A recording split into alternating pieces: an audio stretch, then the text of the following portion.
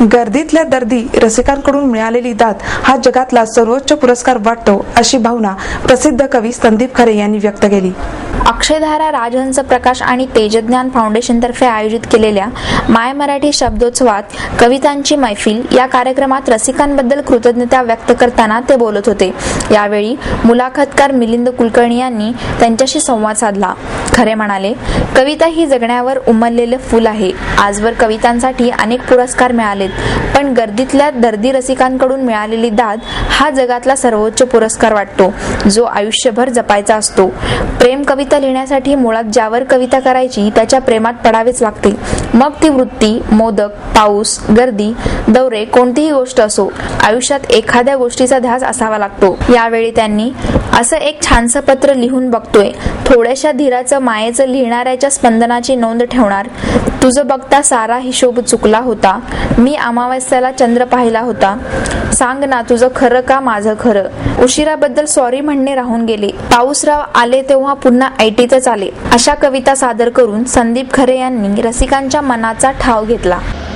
तुझं बघता सारा हिशोब चुकला होता, तुझं बघता सारा हिशोब चुकला होता. मी अमावस्येला चंद्र पाहिला होता. प्रेमात पडल्यानंतर एवढा घनचक्करपणा अगदी साहजिकच असतो, पण ती अशी समोर आली अमावस्येच्या दिवशी की जणू असं वाटलं की अमावस्येला चंद्रच उगवला. तुझं बघता सारा हिशोब चुकला होता, मी अमावस्येला चंद्र पाहिला होता.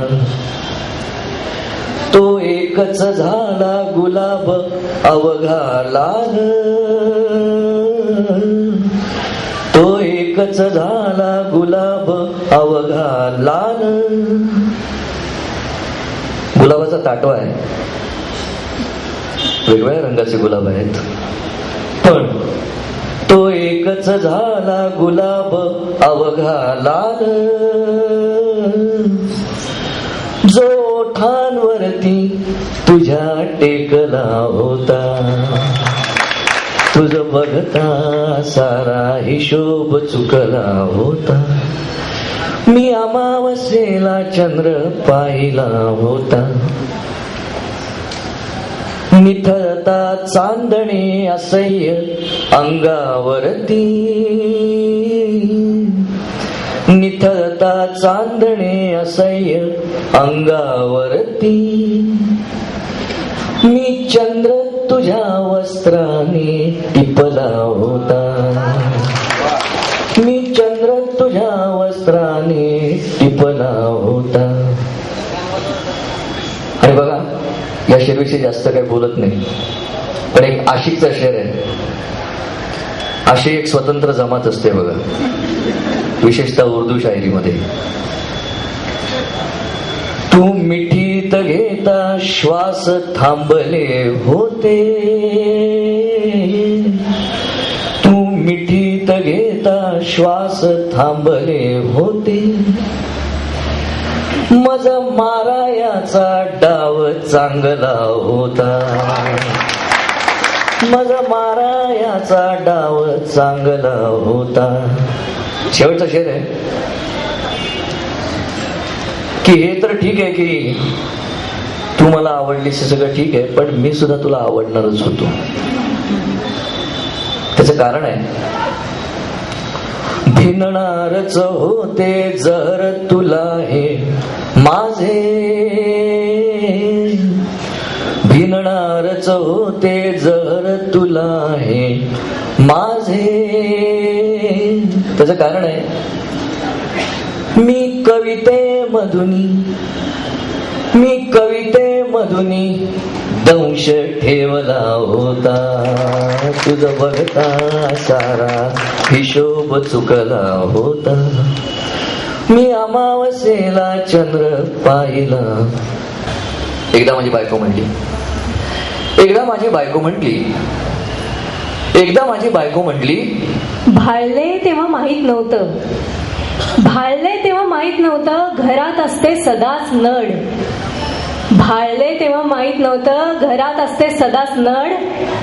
खांद्यावरती ठेवलास हात आणि पारणे झाले जड. एकदा माझी बायको म्हणली आरशामध्ये बघत चंद्र आणि चंद्रावरती लावत तीट. एकदा माझी बायको म्हणली आरशामध्ये बघत चंद्र आणि चंद्रावरती लावत तीट. बघून कळलं जर तर जास्त झालंय भाजीत मीठ. एकदा माझी बायको म्हणली चुकल्यावरती रडत राहीन माझ्या डोळ्यात सरोवर. चुकल्यावरती रडत राहीन माझ्या डोळ्यात सरोवर. तुझं सगळं खरं तरी माझं सगळं बरोबर. एकदा माझी बायको म्हणली तू म्हणजे लुच्चा लबाड एक नंबर नतद्रष्ट. खरंय म्हणजे असं ती म्हणते खरं आहे, ती म्हणते ते खरं नाहीये. तू म्हणजे लुच्चा लबाड एक नंबर नतद्रष्ट. उपकार करा घरी या काढून टाकीन म्हणते दृष्ट. एकदा माझी बायको म्हणली धुणं भांडी कपडे बिपडे सगळं मीच आवरायचं. तू फक्त पसाऱ्यागत तुझं प्रेम पसरायचं. एकदा माझी बायको म्हणली संपलं सारं तुटलं सारं नाहीच आता जमायचं. संपलं सारं तुटलं सारं नाहीच आता जमायचं. उंबरठ्याशी ये ना अडव माळून फुल चाफ्याचं. आणि एकदा माझी बायको म्हणली वाटत नाहीस माझा तरी माझ्याशिवाय नसलेला पाय धरत 17 वेळा डोक्यावरती बसलेला. आणि या शेवटच्या 2 ओळी ज्या आहेत त्या मला संत तुकाराम ज्यांनी बघितलंय, कंपॅरिझन नाहीये, हे तुम्हाला सांगतोय काय, फक्त मला ती सगळ्यात छान लव्ह स्टोरी वाटते. तुकाराम बुवा आणि त्यांची बायकोची तो संदर्भ कुठेतरी डोक्यात असणाऱ्या शेवटच्या 2 ओळी त्यामुळे आल्यात कदाचित. एकदा माझी बायको म्हटली येईल म्हणता केव्हा येईल वैकुंठाचे यान. येईल म्हणता केव्हा येईल वैकुंठाचे यान. घेईन म्हणते सांभाळून मी तोवर पदरी पडलं ध्यान.